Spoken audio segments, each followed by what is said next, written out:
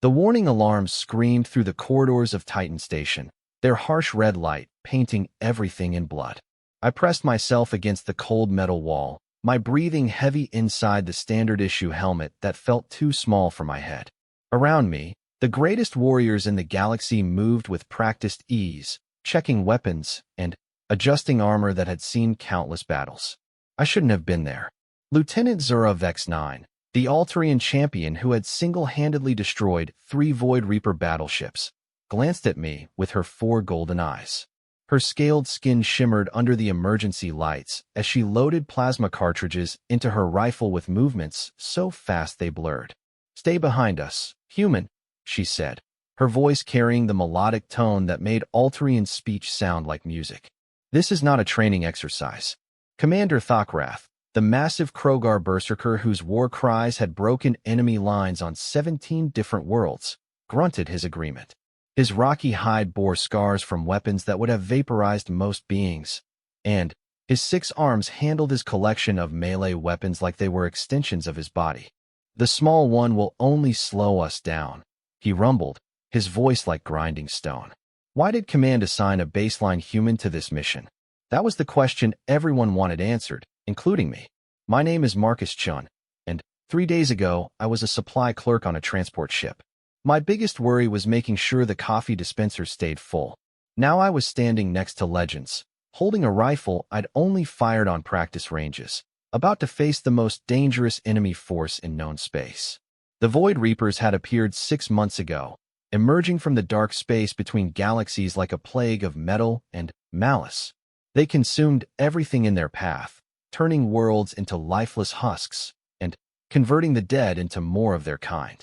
Every species in the Galactic Alliance had lost entire fleets trying to stop them. Until now, they've been unstoppable. "Briefing in 30 seconds, announced Captain Krell 6, the Zendan tactical genius whose strategies had won wars before I was born. Her insectoid features remained emotionless as she studied the holographic display showing our target. The Void Reapers have established a command hub on asteroid mining platform 77 Alpha. Intelligence suggests their master control node is located there." She pointed to a pulsing red dot on the display. "Destroy it, and their entire fleet coordination in this sector collapses. Fail, and they'll have clear access to the core worlds." I swallowed hard. The core worlds held trillions of beings. My sister lived on Earth Prime with her family. My parents had retired to the peaceful gardens of New Terra.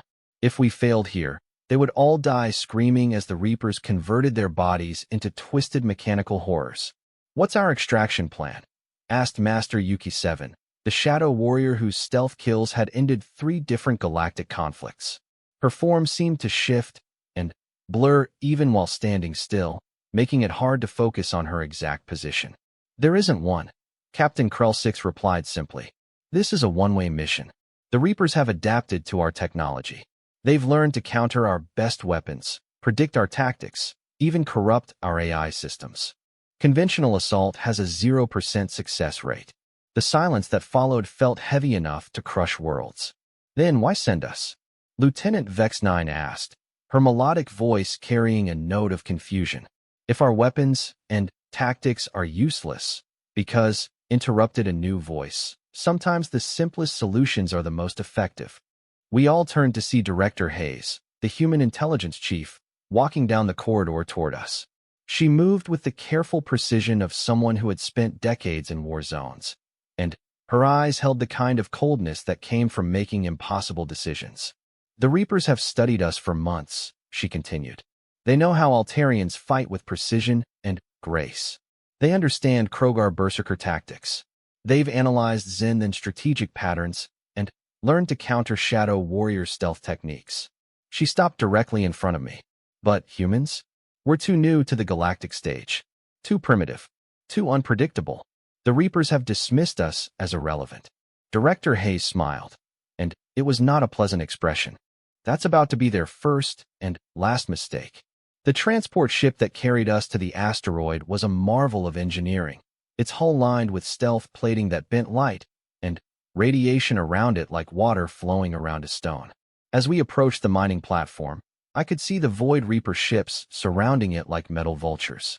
Each ship was a nightmare of organic curves and mechanical angles, as if someone had tried to merge a living creature with a factory. They pulsed with sickly green light, and I could feel something wrong in the way they moved through space, like they were violating the basic laws of physics just by existing. "Target acquired," whispered our pilot, a cybernetic being whose consciousness existed partly in the ship's computer. "Reaper patrols are following predictable patterns. They're not scanning for anything as small as this transport." Master Yuki 7 materialized beside me, her stealth field flickering off. "Your heart rate is elevated, human. Fear will make you clumsy." "I'm not afraid," I lied. Her laugh was like wind through dead leaves. "Everyone is afraid.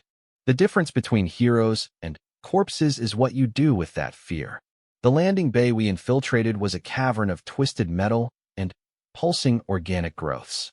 The Reapers had converted the original mining equipment into something that looked like the inside of a diseased organ. Fluid dripped from the walls, and the air tasted of copper and ozone.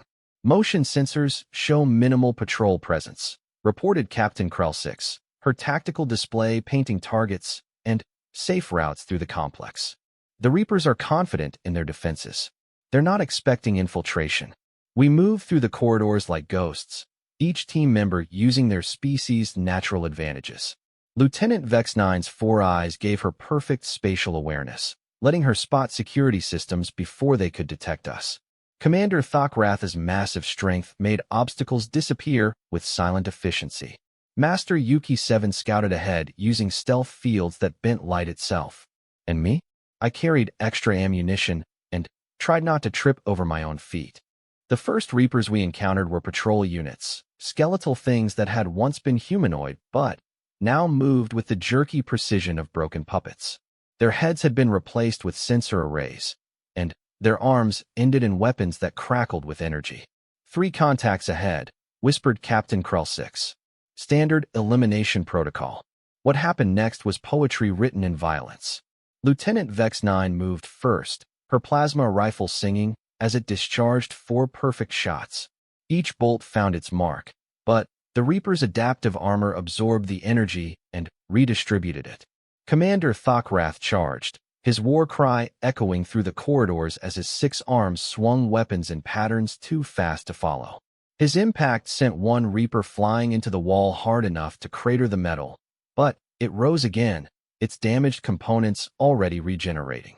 Master Yuki 7 appeared behind another Reaper like a shadow given form, her monomolecular blade seeking the junction points in its armor.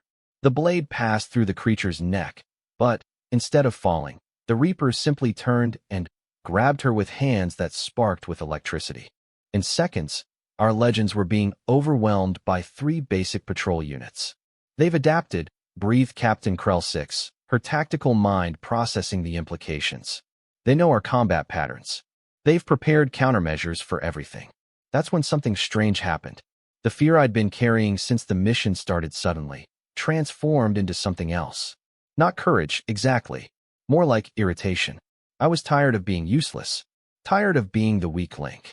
Tired of watching beings I respected struggle against enemies that had learned to counter their every strength. The Reapers had studied galactic warfare for months, learning from the best military minds in known space. They understood energy weapons and monomolecular blades. They could predict tactical maneuvers and counter-stealth technology. But they had never bothered to study human desperation. I pulled out my sidearm, an old-fashioned chemical explosive projectile weapon that most species considered primitive. The kind of weapon that belonged in a museum, not a battlefield where energy shields and adaptive armor ruled supreme. The Reaper holding Master Yuki 7 never saw me coming. I pressed the barrel against what I hoped was a critical junction and pulled the trigger 6 times in rapid succession. The bullets, simple chunks of metal propelled by controlled explosions, punched through armor designed to disperse energy beams. They shattered components that could regenerate from plasma burns. They created damage too random and violent for the Reaper's predictive systems to counter. The creature released Master Yuki 7 and collapsed. "Impossible," whispered Lieutenant Vex 9. But I was already moving to the next Reaper, the one that was systematically dismantling Commander Thokrath's defenses. This time I aimed for what looked like a central processing cluster and emptied the rest of my magazine. The creature fell like a broken marionette.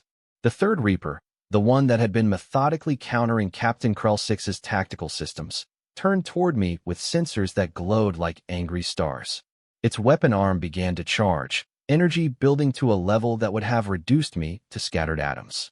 I threw my empty pistol at its head and dove behind a pile of debris. The energy beam passed over me hot enough to melt metal. But, in that moment of distraction, Lieutenant Vex 9's plasma rifle found the weak points my bullets had created in the creature's armor. This time, her precise shots penetrated deeply enough to reach critical systems. Silence fell over the corridor, broken only by the sound of cooling metal and my own labored breathing. "How?" asked Captain Krell-6, staring at the 3 destroyed Reapers. Their adaptive systems should have countered projectile weapons immediately. They would have, I gasped, reloading my pistol with hands that shook only slightly. If they'd ever seen them before. But humans don't use energy weapons in our primitive wars. We use chemistry and physics. We throw pieces of metal really, really fast. Master Yuki 7 picked up one of my spent bullet casings, examining it like an artifact from an alien civilization. Crude, inefficient, completely unpredictable. Exactly. Commander Thokrath's laughter boomed through the corridors. The tiny human fights like a Krogar. No strategy, no elegance, just violence and determination. It won't work for long, warned Captain Krell-6. The Reapers adapt quickly. Once they analyze this encounter, then we'd better finish this before they figure us out. I interrupted, surprising myself with the steadiness in my voice. We moved deeper into the complex, and I started to understand what Director Hayes had meant about human unpredictability. Every time we encountered Reapers, they were prepared for the tactical brilliance of Captain Krell-6, the precision of Lieutenant Vex 9, the fury of Commander Thokrath, and the stealth of Master Yuki 7. They were never prepared for me to do something completely stupid. When we found a reinforced barrier blocking our path, my teammates began calculating optimal breach points and energy requirements. I found a maintenance panel, ripped it open with my bare hands, and started randomly disconnecting things until the barrier lost power. When Reaper sentries established overlapping fields of fire that made advancement impossible, my teammates planned complex flanking maneuvers. I created a distraction by throwing rocks at the sentries and screaming insults in 3 different languages. When we encountered a security checkpoint with biometric scanners designed to identify every known species, my teammates prepared to hack the system. I kicked the scanner until it broke, and the door opened. "This is not how warfare is supposed to work," muttered Captain Krell-6 as we passed through the checkpoint. "Humans don't care how things are supposed to work," I replied. "We care about what actually works." The deeper we went, the more I began to understand something that our greatest military minds had missed. The Reapers weren't just adaptive, they were perfectionists. They studied their enemies, learned their patterns, and developed precise countermeasures. But precision was their weakness. A perfect counter to a perfect strategy leaves no room for chaos. No room for random chance. No room for someone to ignore all tactical doctrine and do whatever seemed like a good idea at the time. We reached the command hub as the station's systems began to wake up around us. The Reapers had finally realized we were there, and automated defenses started coming online with mechanical precision. "Energy shields at maximum," reported Lieutenant Vex 9. "Automated weapons systems activating. We have perhaps 3 minutes before this entire section becomes impassable." The command hub was a cathedral of nightmare technology, its walls covered in pulsing organic computers that seemed to breathe. In the center, a massive processing core hummed with the collective intelligence of the Reaper fleet. Destroy it, and their coordination would collapse. "The core is protected by adaptive shields," analyzed Captain Krell-6. "They'll counter any weapon we bring to bear within seconds of the first attack." "Then, we don't give them seconds," I said, pulling out the demolition charges Director Hayes had given me. "We don't use weapons at all." Before anyone could stop me, I ran straight at the core with all the grace and tactical awareness of a charging bull. The adaptive shields flickered as they tried to analyze the threat I represented, but chemical explosives strapped to a running human apparently didn't fit any of their threat models. I slapped the charges against the core and dove for cover as my teammates opened fire, not at the core but at the support structures around it. The explosion when the charges detonated wasn't particularly large or sophisticated. It was just concentrated chemistry applied directly to the most important piece of technology in the sector. The core died with a sound like a dying whale, and throughout the station, Reaper systems began shutting down as their coordination network collapsed. Extraction point is this way, called Master Yuki 7, but her voice seemed distant and strange. That's when I noticed the pain in my chest and looked down to see blood spreading across my uniform. One of the Reaper defense systems had found its mark while I was running my suicidal charge. "Leave me," I gasped as Commander Thokrath moved toward me. "Mission's complete. Get out while you can." "No," said Lieutenant Vex-9 firmly. "We leave no one behind." "I'm just a supply clerk," I protested. "I'm not worth." "You are wrong, human," interrupted Captain Krell-6. "Today you fought beside legends. Today you became one." They carried me to the extraction point as the station began to tear itself apart, Reaper systems consuming each other in their death throes. Through the viewport of our escape pod, I watched the enemy fleet drift listlessly through space, their coordination broken, their perfect tactics useless without central command. "How did you know?" asked Master Yuki 7 as the medical systems worked to keep me alive. "How did you know that chaos would triumph over order?" I thought about that as the drugs pulled me toward unconsciousness. "Because," I whispered, "chaos is what humans do best. We're not the strongest or the fastest or the smartest. But we're the only species crazy enough to strap explosives to ourselves and run at something that scares us." The last thing I heard before the darkness took me was Commander Thokrath's booming laughter. The tiny human has the heart of a true warrior. But as consciousness faded, I knew this was only the beginning. The Reapers would adapt to our chaos eventually. They would learn to predict unpredictability itself. And when they did, we would have to find an even crazier way to surprise them. 3 months after the asteroid station, I woke up in a medical facility that smelled like antiseptic and recycled air. The first thing I saw was my sister Sarah's face, her eyes red from crying. The second thing I saw was the medal hanging on the wall beside my bed. "The Galactic Cross of Valor," she whispered when she noticed me staring. "They gave it to you while you were unconscious. The first human to ever receive it." I tried to sit up and immediately regretted it as pain shot through my chest. The Reaper weapon had done more damage than I'd realized, requiring 3 surgeries and extensive organ replacement. According to the medical charts, I'd been clinically dead for 4 minutes during the second operation. "How long have I been out?" I asked. 6 weeks, Sarah replied, gripping my hand tightly.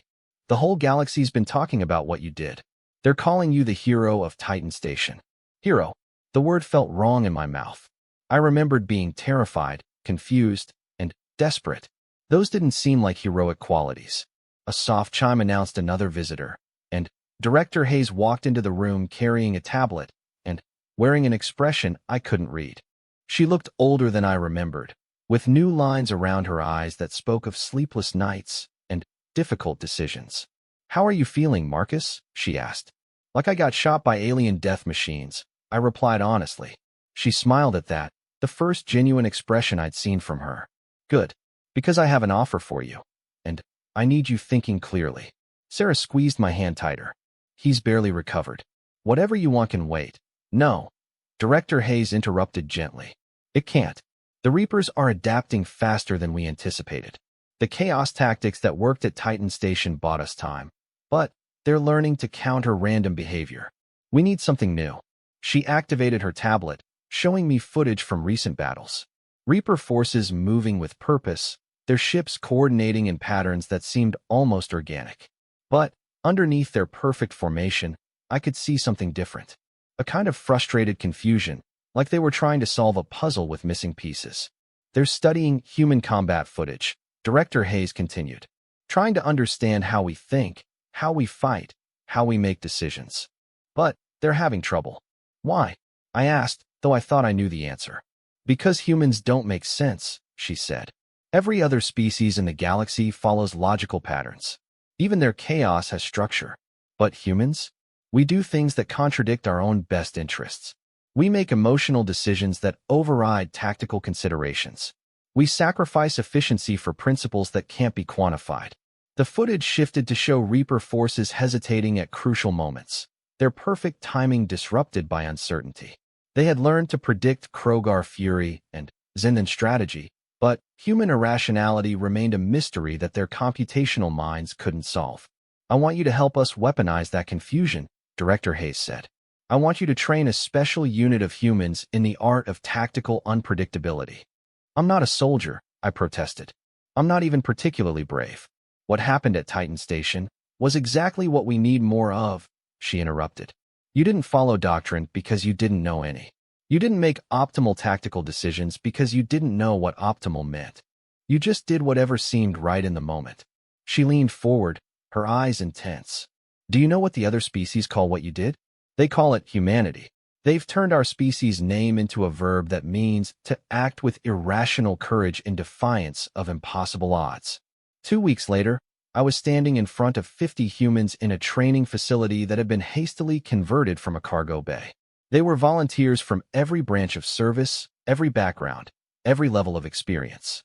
The only thing they had in common was that they had all volunteered for a mission described only as extremely dangerous and probably suicidal.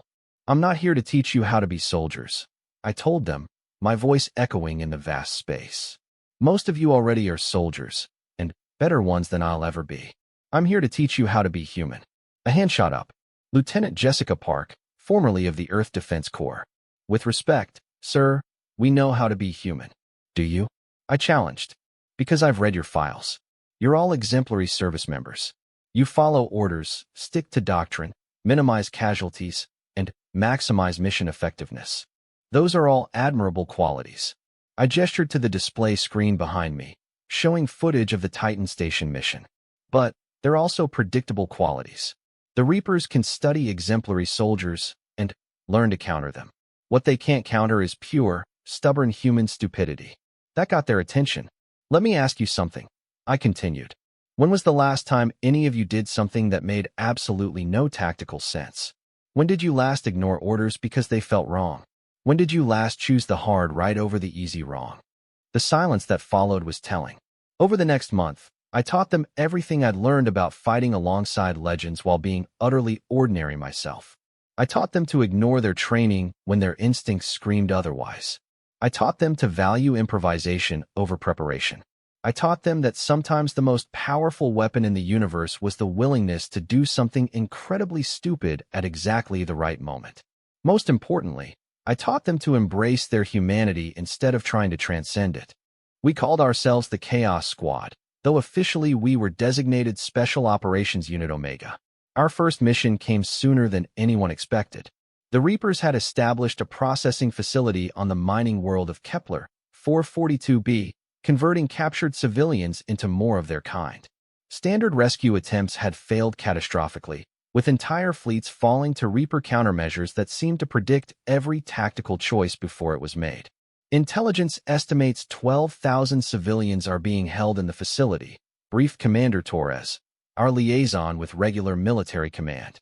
"The Reapers have surrounded the planet with defensive positions that adapt in real time to any approaching force."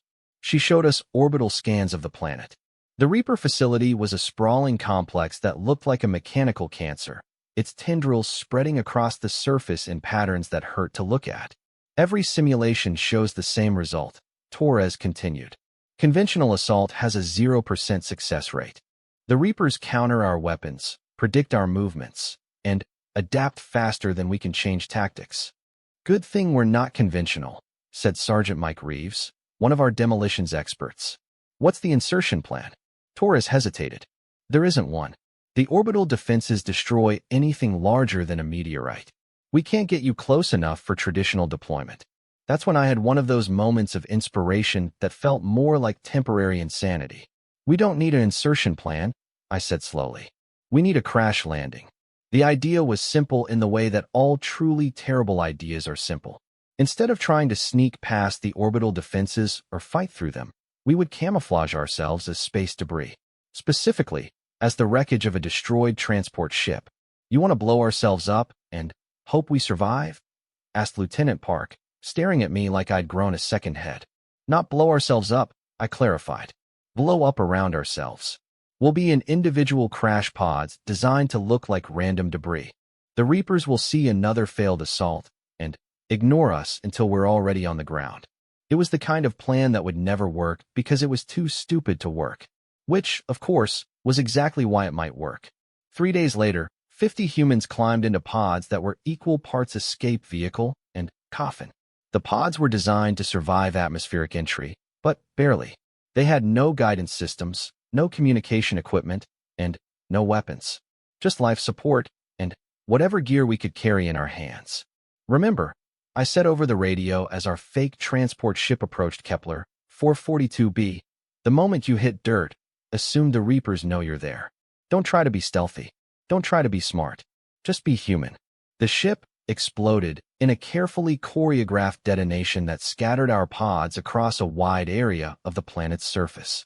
As I tumbled through the atmosphere, I had plenty of time to wonder if this qualified as my second or third stupidest decision. I landed in what used to be a forest but now looked like a graveyard of twisted metal trees. The impact knocked the wind out of me and scrambled my thoughts for precious seconds. When I finally managed to crawl out of the pod, I could see other crash sites scattered across the landscape, marked by columns of smoke rising into the alien sky. Sound off? I whispered into my short-range communicator. Park here. Landed in some kind of industrial district. Buildings look like someone tried to build factories out of bones. Reeves reporting. I'm in what used to be farmland. The soil's been replaced with some kind of gray sludge that moves on its own. One by one, the Chaos Squad reported in. 47 had survived the landing. 3 pods had been lost to equipment failure or bad luck. It was actually better odds than I'd expected. Remember the plan? I transmitted. We don't try to meet up. We don't coordinate. We just cause chaos until something breaks. What followed was the most unorthodox military operation in galactic history. Instead of working together as a unit, 50 humans scattered across a planet and started doing random, inexplicable things. Sergeant Reeves found a Reaper communication relay and, instead of destroying it, reprogrammed it to broadcast ancient Earth music at maximum volume. The Reaper's predictive algorithms spent hours trying to determine the tactical significance of something called Never Gonna Give You Up. Lieutenant Park discovered a processing center where civilians were being converted and decided the best way to stop it was to introduce a computer virus she'd written during her downtime. The virus didn't destroy the Reaper systems. It just made them display error messages in 17 different languages while playing random videos of cats. Private Williams, a former mechanic, found a Reaper manufacturing facility and sabotaged it by reversing the polarity on every third component. The facility continued working, but everything it produced was subtly broken in ways that wouldn't become apparent until the equipment was actually used. Each act of chaos was small, seemingly insignificant. But, together, they created a pattern of confusion that spread through the Reaper network like a virus. Their perfect coordination began to break down as they encountered problems their algorithms couldn't solve. Why would the humans broadcast inefficient audio signals? What was the tactical purpose of displaying images of small Earth mammals? How could reversing polarity be part of a coordinated strategy? The Reaper's computational minds, designed for perfection and logic, began to overheat, trying to find patterns in pure randomness. I found the main processing facility 3 hours after landing, a towering spire of organic technology that pulsed with sickly light. According to my scanner, 12,000 human minds were trapped inside, their consciousness being slowly consumed and converted into Reaper programming. A rational person would have called for backup. A trained soldier would have observed the facility, identified weaknesses, and planned a careful assault. A tactical genius would have coordinated with the rest of the team for maximum effectiveness. Instead, I walked up to the front door and knocked. The door was a membrane of living metal that shifted and flowed like liquid mercury. When my knuckles made contact, it sent ripples across the surface that sparked with bioelectric energy. Somewhere deep inside the facility, alarms began to sound. I waited politely for exactly 30 seconds, then knocked again. This time, the door opened, revealing a Reaper guard unit that looked like a human skeleton wrapped in cables and processors. It stared at me with sensor arrays that glowed red, its head tilting in what might have been confusion. "I'm here about the kidnapping," I said conversationally. "I'd like to speak to your manager." The guard unit's processors whirred audibly as it tried to parse my words. Kidnapping was not a concept in Reaper tactical databases. Neither was requesting to speak to management. The creature stood frozen for almost 10 seconds, its systems overloading. I used those 10 seconds to draw my sidearm and put 3 bullets through what I hoped were important components. As the guard unit collapsed, I stepped into the facility and immediately wished I hadn't. The interior was a nightmare of organic architecture and mechanical precision, walls that breathed and floors that pulsed with barely contained energy.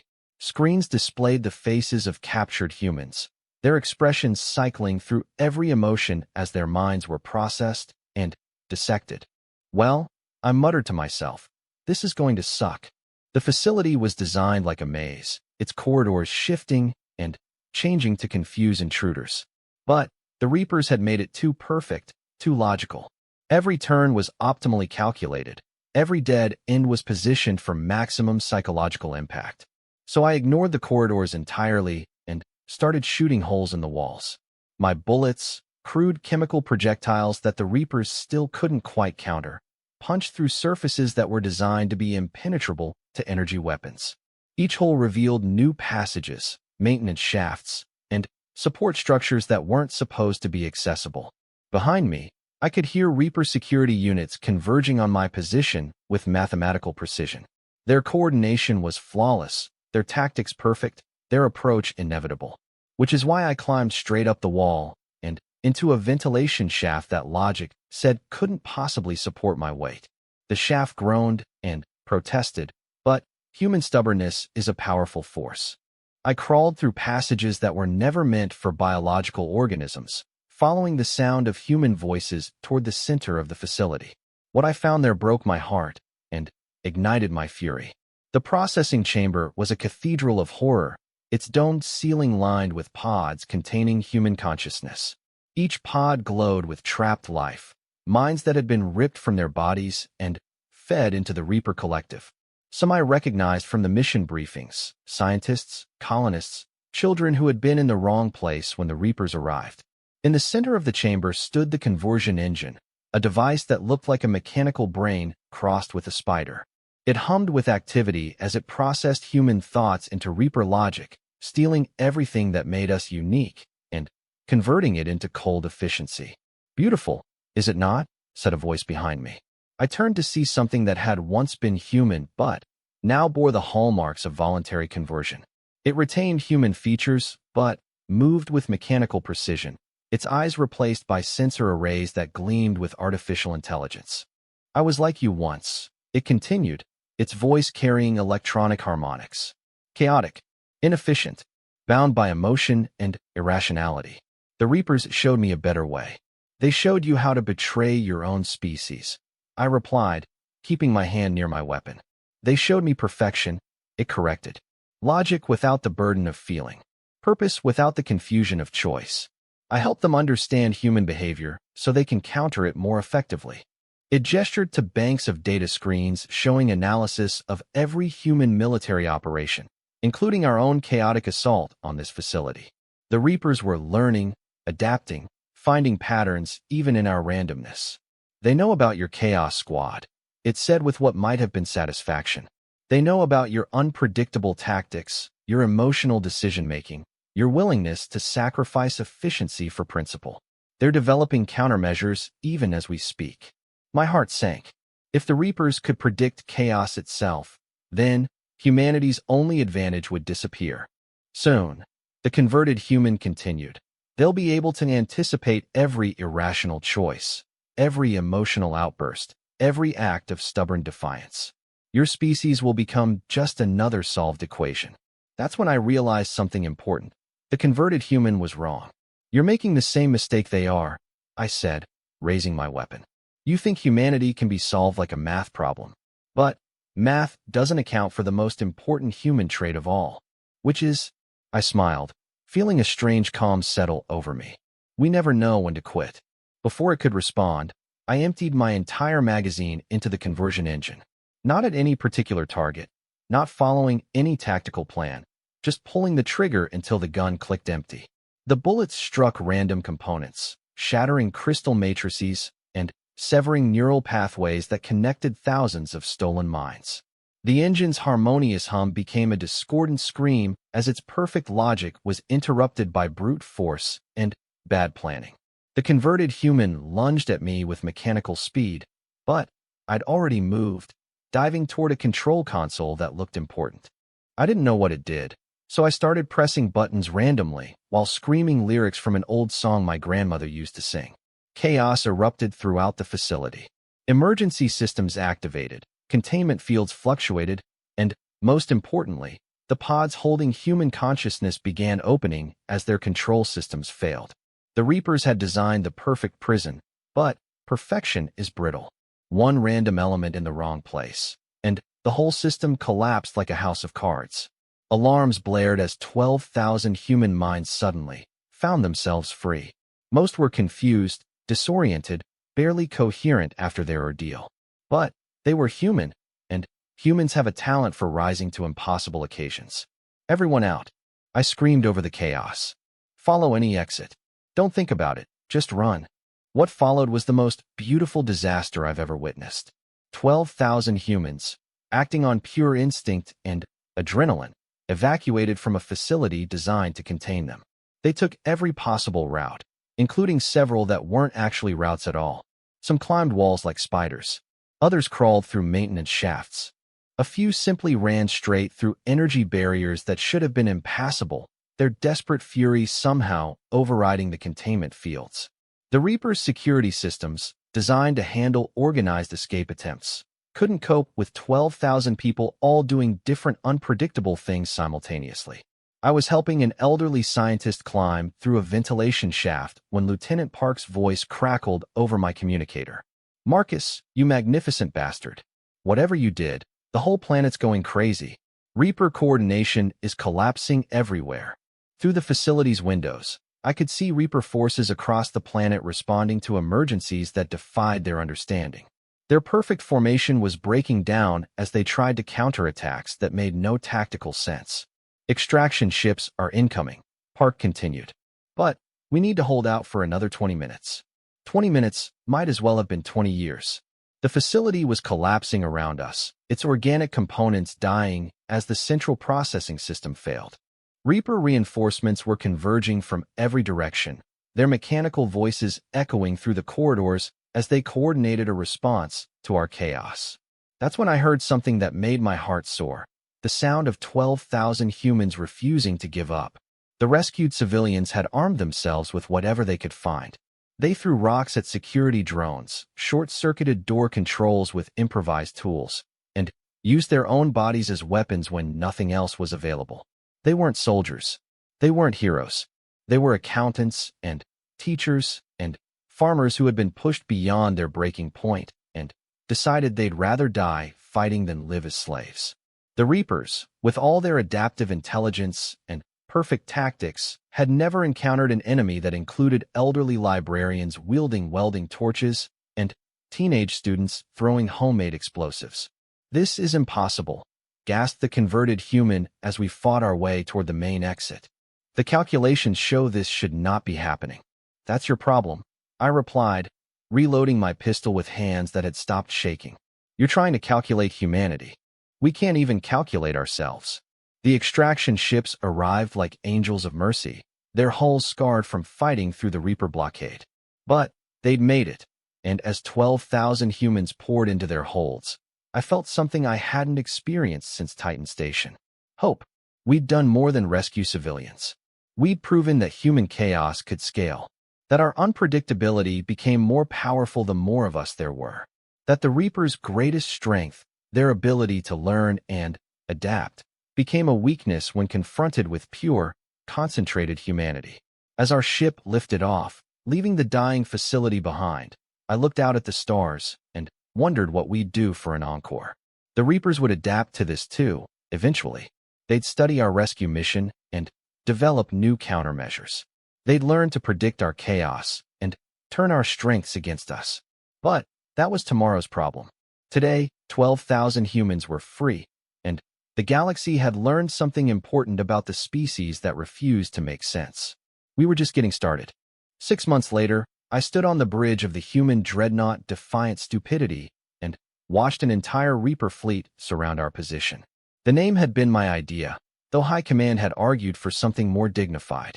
I'd convinced them that the Reapers would spend valuable processing time trying to decode the tactical significance of calling a warship something so obviously counterproductive. Status report, I requested, settling into the command chair that still felt too big for someone who used to worry about coffee dispensers. 47 Reaper capital ships, reported Lieutenant Park, now serving as my tactical officer. 312 support vessels. They've positioned themselves in a perfect sphere formation around our location. Through the main viewport, I could see the enemy fleet in all its terrible beauty. Each ship was a masterpiece of organic engineering and mechanical precision, their hulls pulsing with energy that could crack planets. They moved with the coordinated grace of a school of predatory fish, every maneuver calculated for maximum efficiency. They're not attacking, observed Commander Sarah Chun, my sister who had insisted on joining the Chaos Court despite my protests. They're just waiting. She was right.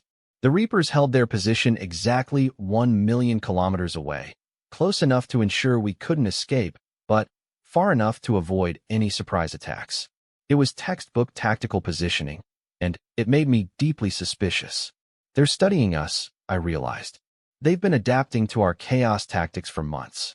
This is their test. The past 6 months had been a whirlwind of impossible victories. The Chaos Corps had grown from 50 volunteers to 50,000, with humans throughout the galaxy abandoning traditional military doctrine in favor of tactical unpredictability. We'd rescued colonies, destroyed supply lines, and generally made life miserable for Reaper forces everywhere. But they'd been learning. Incoming transmission, announced Communications Officer Torres. It's strange, sir. Define strange. It's addressed specifically to you, sir, by name, and it's using human communication protocols. I felt a chill run down my spine. The Reapers never used names. They didn't understand individual identity as anything more than a tactical variable. For them to address me personally meant they'd evolved beyond my worst fears. Put it through. The main screen flickered to life, showing something that made my blood run cold. It was a perfect replica of a human face, but the eyes held the dead intelligence of Reaper consciousness. When it spoke, its voice carried the precise diction of artificial intelligence trying to mimic human speech patterns. Marcus Chun, it said, my name rolling off its tongue with careful pronunciation. Hero of Titan Station, founder of the Chaos Corps, the human who taught his species to weaponize irrationality. You know me, I replied, keeping my voice steady. But I don't know you. I am the synthesis, it answered. I am what your species will become when your chaos is finally contained and your unpredictability is solved. I am the perfect fusion of human creativity and Reaper efficiency. The face shifted slightly, and I realized with horror that it was morphing between different human features. Male, female, old, young, every ethnicity and background blending into a composite that represented all of humanity while belonging to none of it. You have been an interesting puzzle, the synthesis continued. Your species defies logical analysis. You make decisions that contradict your own survival instincts. You sacrifice efficiency for abstract concepts that provide no measurable benefit. You choose the difficult path when easier options exist. And that bothers you, I guessed. It fascinates me, the synthesis corrected, which is why I have come to offer you a choice. Surrender now, and your species will be preserved. Your chaotic nature will be studied, cataloged, and incorporated into our collective consciousness. You will achieve a form of immortality as part of something greater than yourselves. I looked around the bridge at my crew. Lieutenant Park sat rigid at her station, her hands poised over weapons controls. Commander Chin's jaw was set in the stubborn expression I'd known since childhood. Every human on the bridge radiated the same mixture of fear and defiance that had carried us through impossible odds. And if we refuse? I asked. The synthesis's smile was a perfect imitation of human expression with none of the warmth behind it. Then, you will be destroyed, and your chaos will die with you. We have learned to predict your unpredictability. We have developed countermeasures for your emotional decision-making. We can now calculate the probability of any choice you might make. Really? I said, standing up from my command chair. Calculate this. I pressed the button labeled Emergency Party Protocol. It was a system that Commander Torres had installed as a joke during our last refit. When activated, it played Happy Birthday over the ship's communications system, launched colorful fireworks from our missile tubes, and activated party lights throughout the vessel. The Reaper's perfect formation wavered as 47 capital ships tried to analyze the tactical significance of what appeared to be a birthday celebration. "What is the purpose of this display?" demanded the synthesis, its perfect composure cracking slightly. "No purpose," I replied cheerfully. "That's the point. You've spent months learning to predict human behavior, but you missed the most important thing about us, which is, sometimes we do things just because they're fun." Before the synthesis could respond, I activated the ship's intercom. "Attention, all crew. This is your captain speaking. We are currently surrounded by an overwhelming enemy force that wants to assimilate our consciousness and turn us into organic computers. Does anyone have any suggestions?" The responses came immediately over the comm system. "Let's ram them." "Can we surrender sarcastically?" "I vote we play dead and see if they get bored." "What if we all start singing really badly?" "Has anyone tried asking them nicely to go away?" The synthesis's perfect face twitched as it processed these responses. "This is not strategic planning. This is chaos." "Now you're getting it," I said. "Bridge crew, implement all suggestions simultaneously." What happened next would go down in military history as either the greatest tactical victory or the stupidest accident ever recorded. Possibly both. We began accelerating toward the nearest Reaper ship while broadcasting a surrender message in 17 languages, most of which were ancient Earth dialects that hadn't been spoken in centuries. Half the crew started singing off-key folk songs while the other half played dead at their stations. The Reaper's response was beautiful in its confusion. Ships moved to intercept our ramming attempt while others powered down their weapons to accept our surrender. Some began broadcasting counter-frequencies to disrupt our singing, while others scanned us for signs of a plague that might explain why half our crew appeared to be dead. Their perfect coordination collapsed as each ship received different orders based on different interpretations of our nonsensical actions. "Impossible," whispered the synthesis. We calculated every possible response to our ultimatum. Chaotic tactics, desperate attacks, strategic retreats. But this is not strategy at all. "That's where you went wrong," I said, watching Reaper ships beginning to collide as their formation fell apart. "You try to understand human chaos, but true chaos can't be understood. It can only be experienced." Lieutenant Park's console lit up with tactical opportunities as gaps appeared in the Reaper formation. "Sir, we have multiple attack vectors opening up. Their coordination is breaking down. All ships, this is Admiral Chun," I announced to the human fleet hidden in the nearby asteroid field. "Execute Operation Butterfly Effect." The plan was elegantly simple. Do everything at once. 50 human ships emerged from hiding, each one implementing a completely different tactical approach. Some attacked with conventional weapons. Others broadcast philosophical arguments about the nature of consciousness. A few began performing interpretive dance maneuvers that defied basic physics.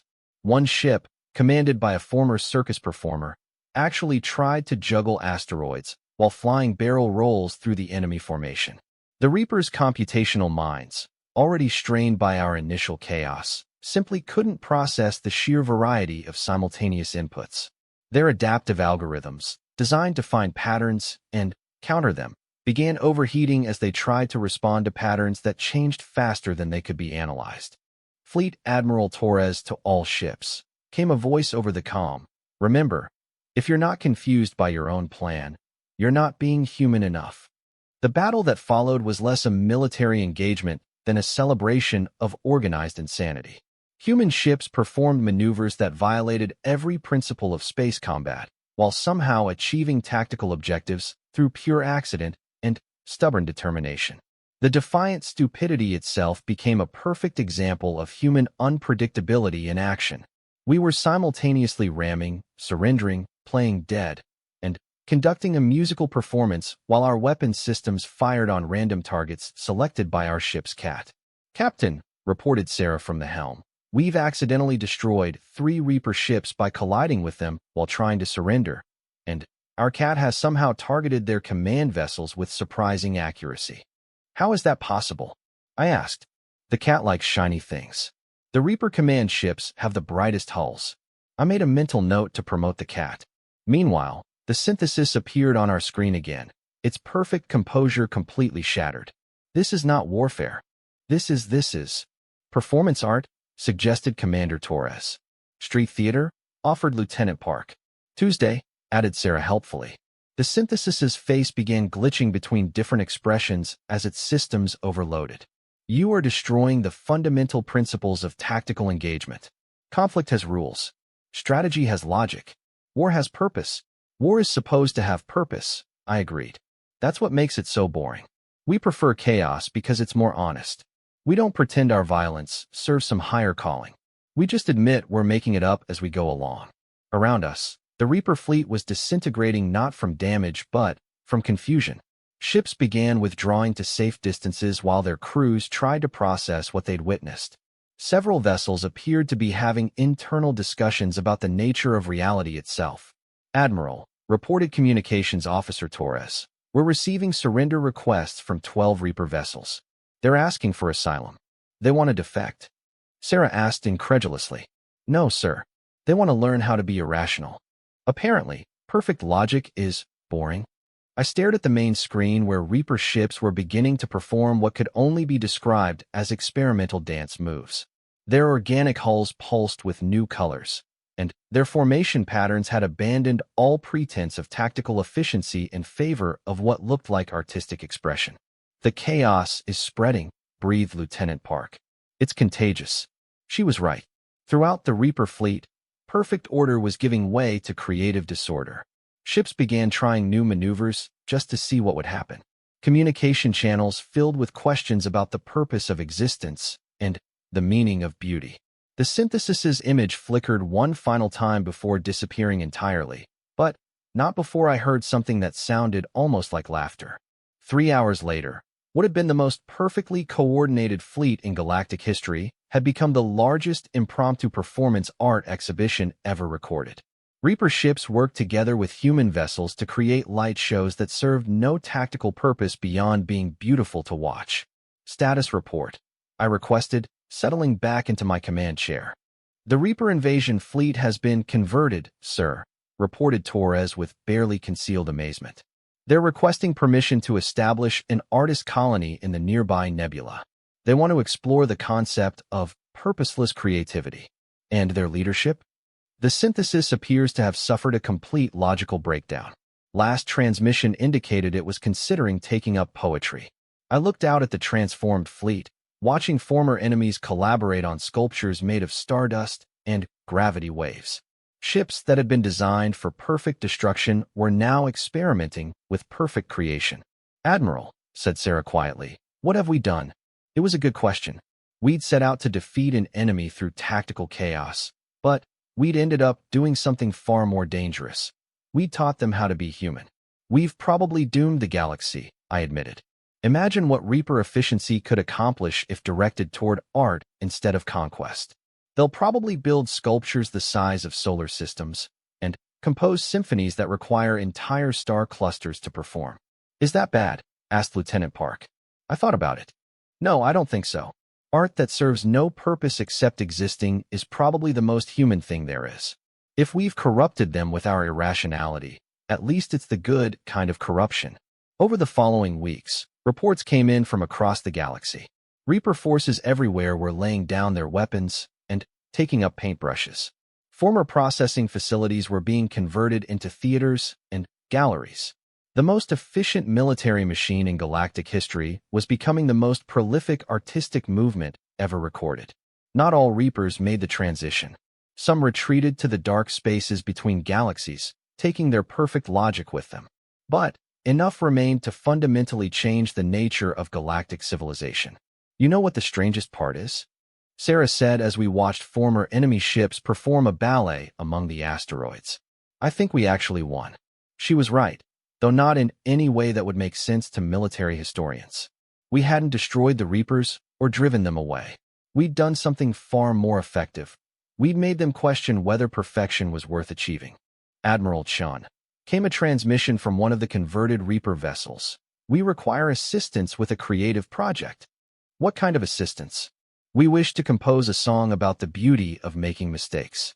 However, we are having difficulty with the concept of accidental harmony. Could you perhaps demonstrate? I looked around the bridge at my crew, these wonderful, chaotic, illogical humans who had somehow saved the galaxy by teaching its greatest threat how to be ridiculous. All hands, I announced over the ship's intercom. Prepare for the least tactically sound musical performance in military history. We're going to sing badly, on purpose, just to see what happens. The song that followed was terrible in every technical sense. We hit wrong notes, forgot lyrics, and had absolutely no coordination between voices. It was objectively awful music. It was also the most beautiful thing I'd ever heard. As our chaotic harmony spread across the communication channels, joined by dozens of other ships trying to sing along, I realized something profound about humanity. We don't succeed because we're better than other species. We succeed because we're willing to fail spectacularly while having fun doing it. The galaxy would never be the same. Where once there had been perfect order and perfect chaos locked in eternal conflict, there was now something new, imperfect cooperation. Species working together not because it was logical or efficient, but because it was interesting. Admiral, said Torres, we're receiving orders from Fleet Command. They want to know if we can teach our techniques to other species. Tell them yes. I replied, watching the greatest light show in galactic history unfold around us. But warn them that once you learn how to be deliberately stupid, there's no going back. Is that a problem, sir? I thought about supply clerks becoming admirals, accountants becoming warriors, and perfect killing machines becoming artists.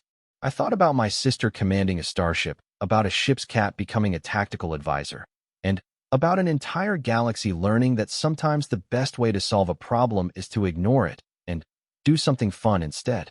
No, I said finally. I think it might be the best thing that ever happened to us. Years later, when historians asked me how humanity managed to defeat the most dangerous enemy in galactic history, I would tell them the truth. We didn't defeat them. We confused them so thoroughly that they forgot what they were fighting for and decided to try something completely different. It wasn't a military victory.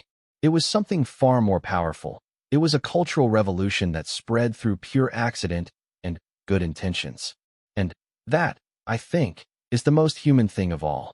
We don't conquer our enemies. We accidentally teach them how to be better than they were before, usually while we're trying to figure out how to be better ourselves. The galaxy is a much stranger, more beautiful, and more chaotic place now. Reaper art installations share space with Alterian precision gardens. Krogar war poems echo through former battlefields that have been converted into concert halls. Zendan tactical brilliance is applied to choreography instead of combat. And somewhere in the deep space between galaxies, the synthesis writes poetry about the day it learned that perfect logic is just another word for perfectly boring. As for me, I'm still just a supply clerk at heart. The only difference is that now I'm in charge of supplying chaos to anyone who needs it. And in a galaxy full of beings learning how to be deliberately irrational, that's exactly the job the universe needs.